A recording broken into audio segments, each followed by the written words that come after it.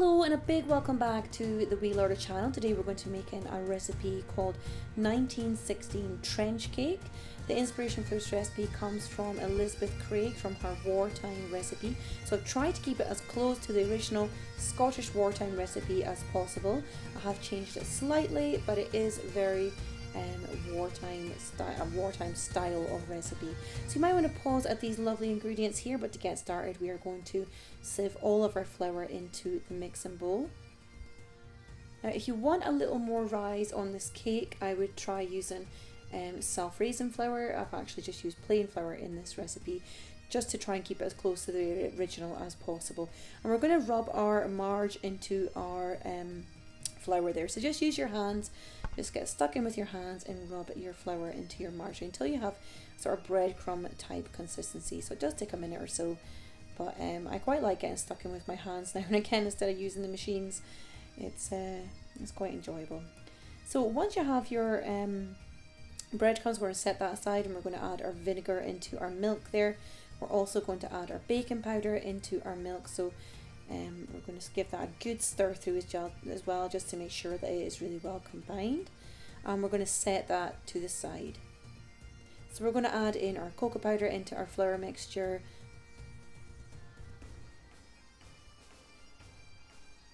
And we're also going to add in our raisins, or our currants, sorry, as well. Also going to add in our brown sugar. And we're just going to give that a good mix through. Now you could also add some spices in here as well if you wanted to. Some cinnamon, ginger would work really well, some mixed spice perhaps as well.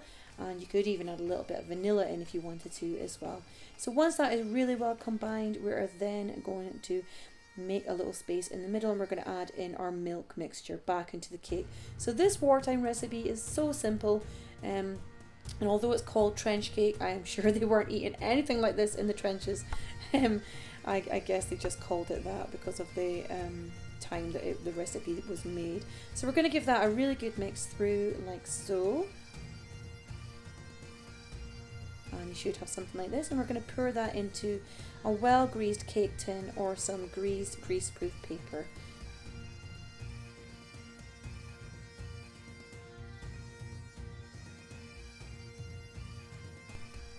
And we're going to pop that into the oven at 160 for about 1 hour. So just keep a close eye on it. You don't want to burn it or anything like that, and you just want to make sure that it is cooked through.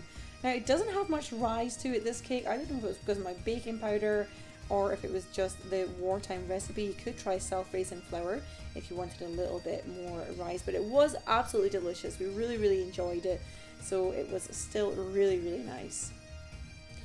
I also drizzled it with a little bit of honey as well, so you could do that also. So it's a really nice soft cake. You could also cook this up in a loaf tin. It would also work really well in there, and you could serve it up with butter and things as well. Butter and jam would work really nice. So I've just added a little bit of honey onto my cake there. I just thought it was a little bit dry without it, so I just popped some of that on the top there, and I skipped the icing because I wanted to kind of keep it as close to the original as possible, but you could add a little bit of icing on here if you wanted to as well. So I hope you enjoyed your little taste of a Scottish wartime recipe. I'm sure you'll agree it was super delicious, and if you did enjoy it, please feel free to give this video a big thumbs up. And if you haven't subscribed, if you click that subscribe button and a little bell next to it, I will see you guys again in the future. If you enjoy these kind of recipes, please pop over to my website angiemillen.com and you can pick up a copy of my free traditional Scottish cookbook over there as well. So take care, lots of love, bye bye.